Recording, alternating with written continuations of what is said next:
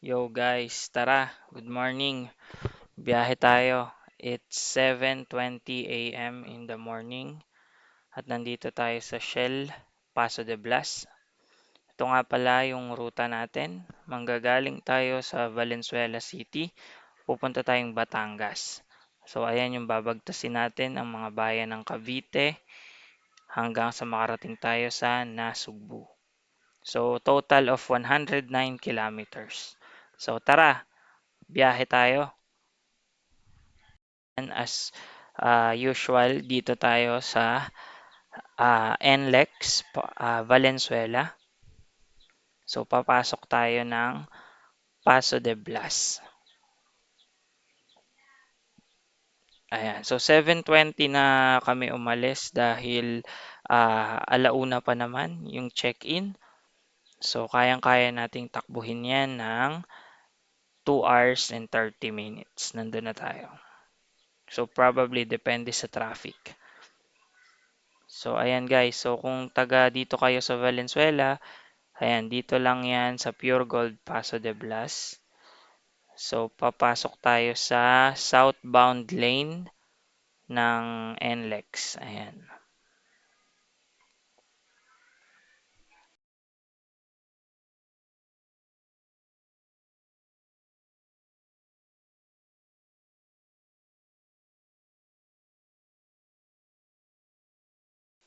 So, ayan guys, pasok na tayo dito sa Paso de Blas toll booth. Ayan. So, nagtaas na ulit ng presyo dito guys. 74 pesos na ang minimum fee kada pasok sa lahat ng NLEX toll fee. So, pero syempre madadagdagan yon depende sa layo. So, yan guys, babagtasin lang natin to hanggang sa makarating tayo ng NLEX Balintawak. So, sobrang lapit lang dito nung NLEX Balintawak. Siguro mga 5 to 7 minutes.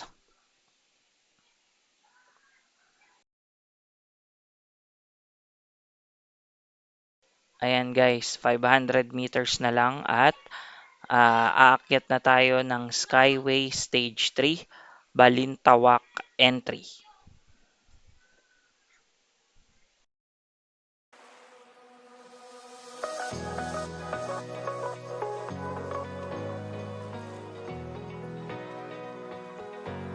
Ayan, careful kayo rito dahil mag-take right na agad kayo kasi nasa right side yung entry ng Skyway Balintawak. Ayan. So, kumuha na kayo agad ng linya sa right side. Ayan. So, ayan, akyatin na natin ang Skyway Stage 3, Balintawak Entry.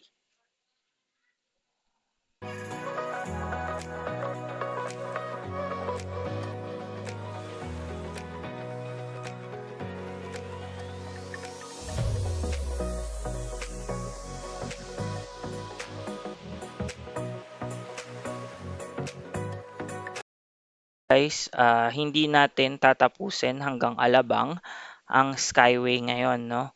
So, bale, ang exit natin ay Naiya X. Okay, or Naiya Expressway. Ayan. And as you can see here guys, pag malapit na kayo dun sa double solid yellow line sa Naiya X exit, kumana na kayo agad. Ayan. Yan, kumuha na kayo agad ng linya dyan dahil pag sa dulo pa kayo kumuha ng linya, maaaring makasagi pa kayo or makipag-agawan pa kayo. So dito, careful lang din kayo dun sa medyo may dulo dahil may entrance dun nung mga papasok ng Skyway. Ayan, so Naiya lanes tayo. So ang labas nito ay Naiya Expressway.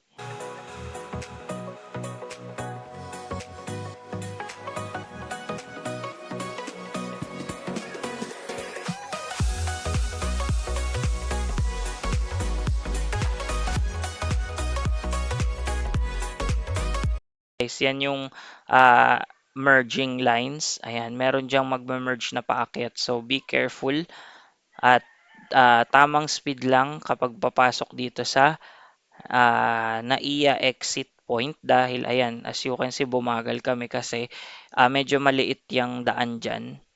So, slow down lang kayo. Then after makababa dyan, ayan, NAIA X na yan.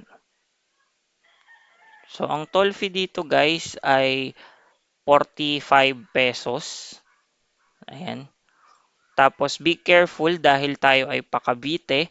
So palagi kayong nasa left lane. Ayan, basahin natin sa mga signages. Okay? So ang exit natin ay Cavitex. Nga pala guys, dugtong na tong NAIA X sa Cavitex. Okay?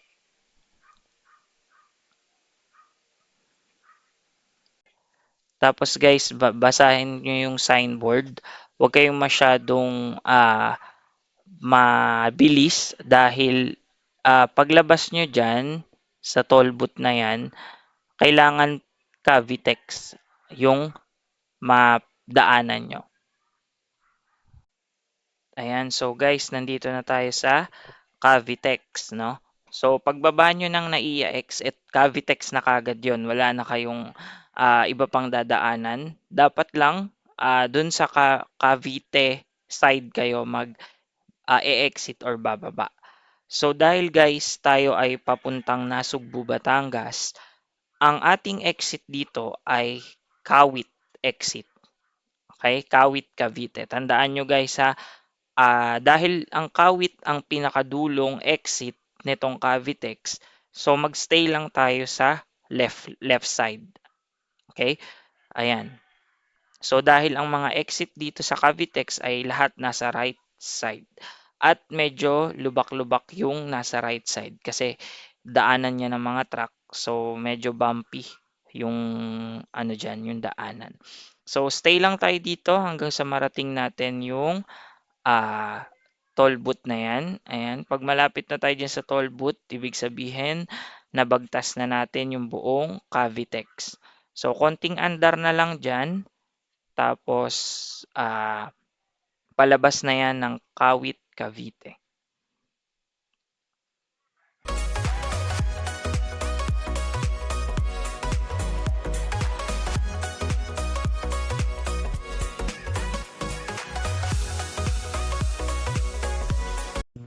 Ayan guys, nakalabas na tayo ng Kawit, Cavite. So, babagtasin natin dito ang mga bayan ng Noveleta, Rosario, General Trias, hanggang sa makarating tayo ng Naik.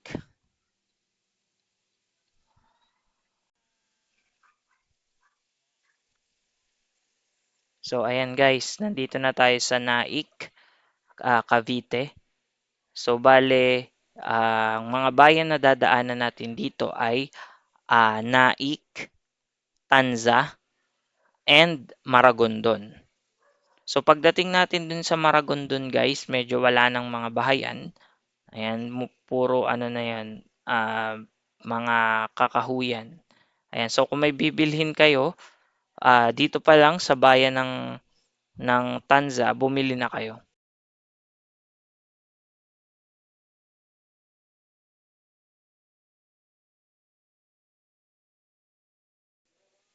Ayan guys, nandito na tayo sa bayan ng Maragondon.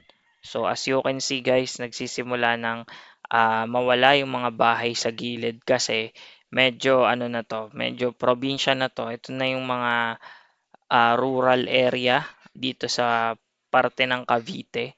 So babagtasin lang natin yan guys, yung Maragondon hanggang sa makarating tayo ng Ternate.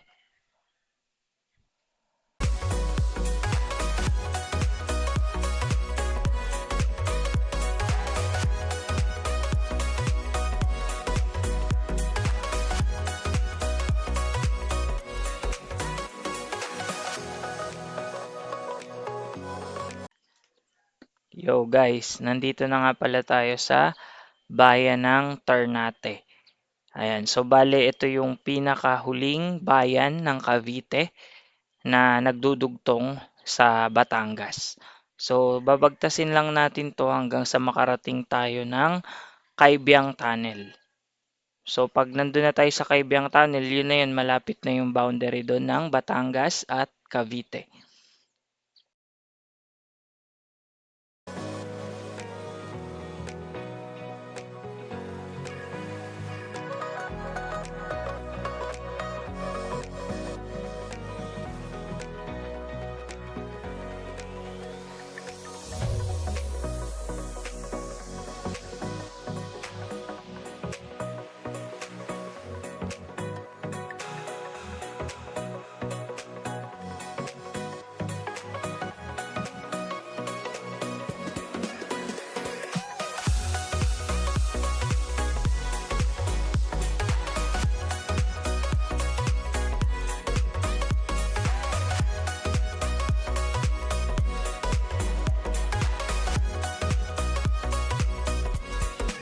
Ayan guys, nandito na tayo sa parte ng turn natin na puro paakyat. Okay, so ito yung bundok kasi to guys, itong parte na to. So aakyatin natin to hanggang makababa tayo sa Cabyang Tunnel at marating natin yung Nasugbu, Batangas. So ang tawag sa daan na to ay Nasugbu Ternate Highway. So ayan, careful lang kayo diyan kasi napakatarik ng mga ahon diyan.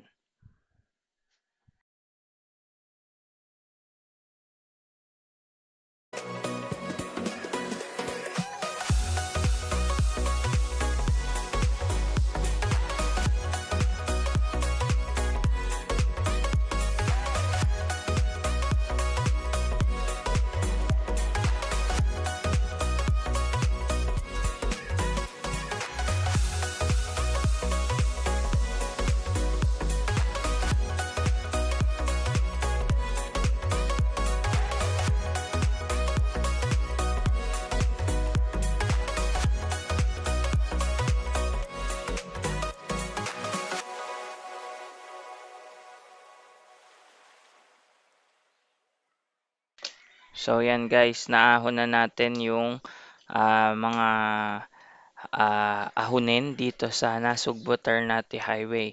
Ngayon naman ay palusong na tayo pababa ng Cabyang Tunnel. Guys, malapit na tayo sa dagat, nakikita na sa gilid. Grabe, sobrang ganda dito. Pati yung daan ang smooth. Sarap mag-drive dito.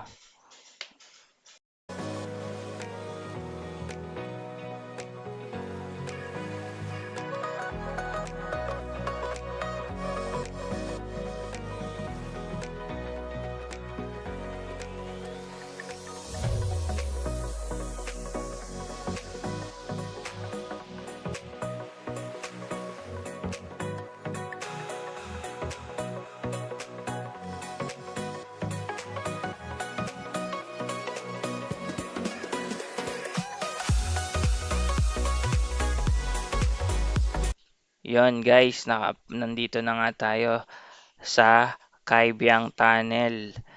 Ayan, slow down lang kayo dyan kasi ang daming riders dyan na nagpipicture. Ayan, so isa sa mga sikat na puntahan ng mga riders, itong Cabyang Tunnel. So, kaya nag-stop over muna kami dyan para mag-picture din kasi first time namin nakapunta dyan. Ayan. Ayan guys, dahil nagutom na nga kami, paglabas namin sa Cabyang Tunnel, kumain muna kami dito sa Pares de Looc. Ayan, guys, ano na to ha, Nasugbu, Batangas na ito at almost 3 kilometers away na lang kami sa hotel. Ayan guys, grabe, ang sasarap ng pagkain dito sa Pares de Looc. As you can see, yo guys, nandito na nga tayo sa Promise Beach Resort, Nasugbu, Batangas. So ayan guys, grabe. After 2 hours and 15 minutes, narating natin ang Nasugbu, Batangas. Ayan, grabe sa dito pa lang sobrang ganda na. Ayan. So guys, check out nyo yung vlog ko regarding sa Promise Beach Resort kung gaano siya kaganda. Ayan, so hanggang dito na lang muna. Subscribe kayo guys. Ingat palagi sa biyahe.